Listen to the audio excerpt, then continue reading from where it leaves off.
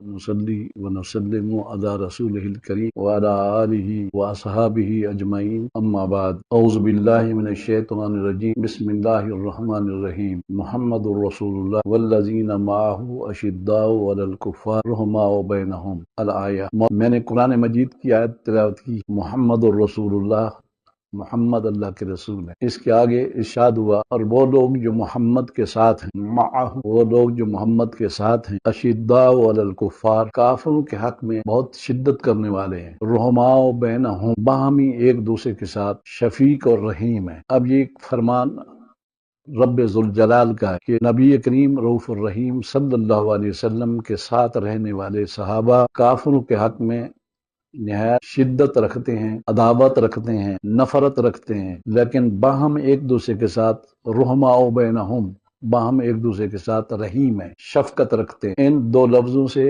اللہ تعالیٰ نے اپنے کلام پاک میں بیان کر دیا کہ صحابہ ایک دوسرے کے ساتھ شفیق تھے۔ جو لوگ یہ کہتے ہیں کہ صحابہ کرام باہم دشمن تھے، بعض صحابہ نے بعض صحابہ پر ظلم کیا تھا، بہت سے لوگ جو صحابہ کرام کی دشمنی میں اہل بیت کو آڑ بناتے ہیں، وہ یہ پروپیگنڈا کرتے ہیں کہ صحابہ کرام میں خلفائے راشدین سب سے بڑے ظالم تھے، اہل بیت کے ساتھ ان کو کوئی محبت نہیں تھی، لیکن اللہ تعالیٰ کہتا ہے کہ یہ کذاب ہیں، جھوٹے ہیں۔ اگر ہم مان لیتے ہیں کہ وہ باہم ایک دوسرے کے دشمن تھے، اس سے لازم آئے گا کہ قرآن مجید نعوذ باللہ من ذالک جھوٹا ہو، اللہ تعالیٰ جھوٹا ہو۔ وہ کہہ رہا ہے کہ وہ رحماء ہیں، آپس میں رحیم ہے ایک دوسرے کے ساتھ، اور ایک فرقہ یہ کہتا ہے کہ نہیں، رحیم نہیں ہے بلکہ ایک دوسرے کے دشمن ہیں۔ اس سے اللہ تعالیٰ کی تکذیب لازم آئے گی، قرآن کی تکذیب لازم آئے گی، اور کسی طور پر یہ جائز نہیں ہے۔ الحمدللہ اہل سنت و جماعت کا عقیدہ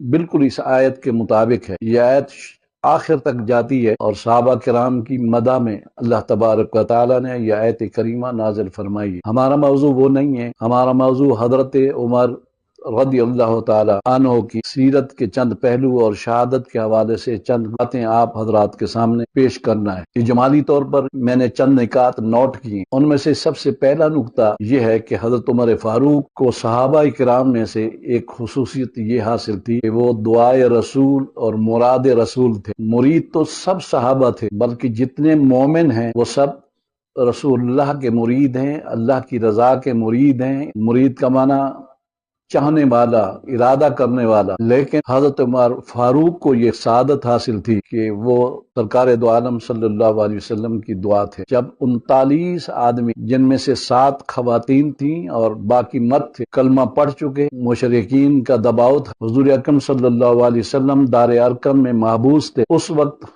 نبی کریم صلی اللہ علیہ وسلم نے دونوں ہاتھ اٹھائے، یا رب العالمین، دو عمر بن ہشام یا عمر بن خطاب، ان میں سے ایک کو تو ہدایت عطا فرما۔ عمر بن ہشام ابو جہل اور عمر بن خطاب حضرت عمر فاروق۔ اللہ تعالیٰ نے نبی کریم صلی اللہ علیہ وسلم کی دعا قبول فرمائی، اور اس دعا کے نتیجے میں حضرت عمر فاروق کو اسلام کی توفیق عطا فرمائی۔ وہ مشرکین کے کہنے سے حضور کریم صلی اللہ علیہ وسلم کو قتل کرنے کے ارادے سے گھر سے نکلے، خود پہنی ہوئی تھی، زرہ پہنی ہوئی تھی، تلوار ہاتھ میں تھی، نیزہ ہاتھ میں تھا، جنگی لباس زیب تن کر کے دار ارقم کی طرف روانہ ہوئے۔ راستے میں ایک شخص نے پوچھا، عمر کہاں جاتے ہو؟ عمر کہنے لگا کہ میں نعوذ باللہ من ذالک رسول کریم صلی اللہ علیہ وسلم کو قتل کرنے جا رہا ہوں، ابھی ان کا سر میں لے آؤں گا۔ اس شخص نے کہا، عمر پہلے اپنی بہن کا گھر تو دیکھو۔ انہوں نے کہا کیا ہوا؟ انہوں نے کہا وہ کلمہ پڑھ چکی ہیں، تمہارے بہنوئی کلمہ پڑھ چکے ہیں۔ عمر کے دل میں پہلے بھی غصہ تھا، لیکن پہلے سے غصہ بڑھ گیا کہ اب میرے گھر کے اندر اسلام آ گیا، پہلے اپنی بہن اور بہنوئی کا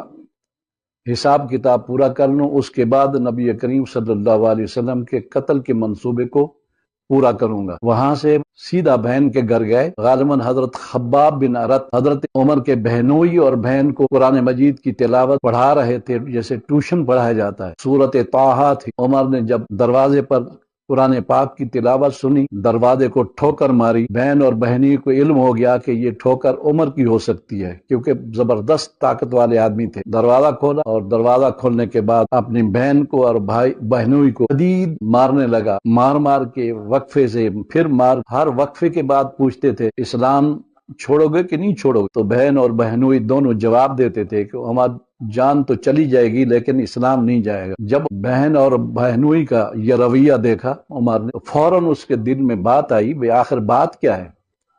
کہنے لگا مجھے قرآن دکھاؤ، سورہ طٰہٰ۔ تو آنکھوں سے آنسو جاری ہو گئے، دل میں اسلام کی حقانیت رب قدوس نے ڈال دی۔ دار ارقم کی طرف بہن کے ساتھ چلے، بہنوئی کے ساتھ چلے۔ دار ارقم میں موجود صحابہ کرام ڈر گئے، عرض کی یا رسول اللہ عمر آ رہا۔ سید الشہداء حضرت حمزہ نے فرمایا کہ کوئی بات نہیں، میں انشاءاللہ ان کا انتظام کر لوں گا، میں مقابلہ کروں گا۔ لیکن حضور کریم صلی اللہ علیہ وسلم نے ارشاد فرمایا دروازہ کھول دو، عمر لڑنے نہیں آ رہا بلکہ اسلام قبول کرنے آ رہا ہے۔ میں نے دعا کی ہے، اللہ تعالی نے میری دعا قبول کی ہے۔ جاتے ہی عمر حضور کے قدموں میں گر گئے اور کلمہ نصیب ہوا، اور کلمہ نصیب پڑھنے کے بعد اس نے عرض کی یا رسول اللہ آپ چھپ کے بیٹھے ہوئے ہیں، مطاف میں کیوں نہیں جاتے؟ مشرقین کو بھی نہیں بتاتے۔ اب مشرقین جگہ جمع تھے سارے، وہ اسی انتظار میں تھے کہ عمر ابھی آئے گا اور حضور کریم صلی اللہ علیہ وسلم کا نعوذ باللہ سر لے آئے گا۔ لیکن انہوں نے یہ عجیب منظر دیکھا کہ وہ عمر جو قاتل رسول بن کر گیا تھا اب وہ مطاف کے اندر عاشق رسول بن کے حاضر ہوا اور فرمایا لوگوں جان لو میں عمر بن خطاب ہوں، جو شخص چاہتا ہے کہ اس کو مار ہوئے میرے مقابلے میں آ جائے، لیکن کوئی بھی آپ کے مقابلے میں نہیں آیا۔ تو یہ ہے پہلا نقطہ جس کے متعلق میں نے نوٹ لگایا، مراد رسول صلی اللہ علیہ وسلم حضرت عمر فاروق رسول اللہ کی دعا تھے، اور حضور نے چاہا کہ عمر مسلمان ہو جائے، کلمہ پڑھ لے، تو عمر مسلمان ہو گیا۔ اس لیے نبی کریم صلی اللہ علیہ وسلم ترمذی کی حدیث سے فرمایا ان اللہ جعل الحق علی لسان عمر وقلبہ، بے شک اللہ تعالی نے عمر کی زبان پر جاری فرما دیا ہے اور اس کے دل پر۔ اور ایک روایت میں آپ نے ارشاد فرمایا کہ یا رب العالمین حق عمر کے ساتھ اور عمر حق کے ساتھ ہمیشہ اسی طرح ان کا حشر ہو۔ تو حضرت عمر فاروق رضی اللہ تعالیٰ عنہ کو اللہ تعالیٰ نے یہ سعادت عطا فرمائی اور اسلام کو انہوں نے قبول فرمایا۔ اب آپ طلبہ ہیں، آپ عمر فاروق کے اسلام کے حوالے سے، قرآن کے رہنماؤں کے حوالے سے آپ کو میں نے بتا دیا ہے کہ صحابہ کرام ایک دوسرے کے ساتھ شفیق اور رحیم تھے۔ حضرت عمر فاروق حضرت علی کے ساتھ، اہل بیت کے ساتھ، امام حسن حسین کے ساتھ، سب کے ساتھ رفاقت، شفقت، اور اہل بیت حضرت عمر کے ساتھ شفقت کے ساتھ پیش آتے تھے۔ ایک دوسرے کے درمیان کسی قسم کی عداوت نہیں تھی۔ اسی حدیث کی کتاب میں نبی کریم صلی اللہ علیہ وسلم نے ارشاد فرمایا کہ پہلے نبیوں میں بعض نبی یا بعض لوگ محدث ہوتے تھے، اور میری امت کے اندر محدث اگر کوئی ہے تو عمر فاروق ہے۔ محدث اس کو کہتے ہیں جس کو اللہ الہام کرتا ہے۔ الہام ایک قسم کی وحی ہوتی ہے، اللہ تعالیٰ کی طرف سے دل کے اندر خیر کا القاء کرتا ہے، فیصلہ کا القاء کرتا ہے، اور اللہ تعالیٰ کی طرف سے ذہن کے اندر ایک بات آ جاتی ہے، اس کو الہام کہتے ہیں۔ اگر شر ہو تو وسوسہ ہوتا ہے، اگر خیر ہو تو اس کو الہام کہتے ہیں۔ تو حضور کریم رؤوف الرحیم صلی اللہ علیہ وسلم نے ارشاد فرمایا کہ اگر کوئی میری امت میں محدث ہے تو وہ عمر فاروق ہے۔ اسی وجہ سے بہت سی آیات ہیں قرآن پاک کی جو حضرت عمر فاروق رضی اللہ تعالی عنہ کے رائے اور ذہن کے مطابق نازل ہوئے۔ پہلے ان کا مشورہ آیا اور پھر آسمانوں سے اللہ تبارک و تعالیٰ نے جبریل امین کو بھیجا آپ کی تائید کے لیے، اور اسی طرح تائید جس طرح حضرت عمر فاروق نے مشورہ دیا تھا سرکار دو عالم صلی اللہ علیہ وسلم، 23 یا اس سے بھی زیادہ قرآن کی آیتیں ہیں جو حضرت عمر فاروق کی رائے کے مطابق آئیں۔ آسان سے آسان مثال، جب حضور کریم صلی اللہ علیہ وسلم طواف فرما چکے، طواف کے بعد 2 نفل واجب ہوتے ہیں۔ آپ نے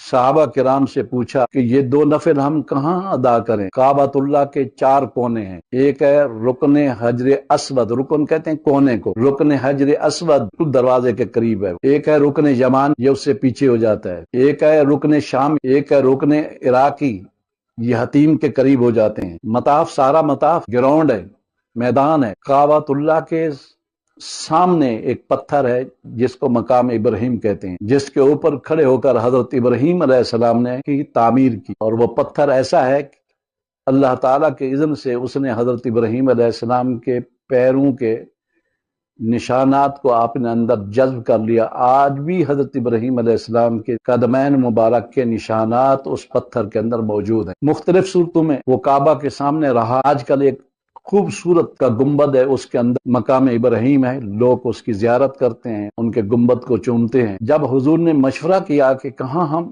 2 نفل ادا کریں، تو حضرت عمر فاروق نے عرض کی، یا رسول اللہ، یہ جو مقام ابراہیم ہے اس کے قریب آپ 2 نفل پڑھ لیں، ہم سارے یہاں پڑھ لیں۔ جب یہ عمر کی طرف سے رائے آ چکی، اس کے بعد جبریل امین آ گئے، انہوں نے کہا یا رسول اللہ واتخذوا من مقام ابراہیم مصلی، مقام ابراہیم کو جائے نماز بنا دو۔ اگر عمر دشمن رسول ہوتا، دشمن اہل بیت ہوتا، تو اللہ تعالی عمر فاروق کے ذہن کے مطابق کبھی یہ آیتیں نازل نہ فرماتا۔ اللہ تبارک و تعالی حضرت عمر فاروق اور دیگر صحابہ کی محبت اور اتباع کی توفیق عطا فرمائے۔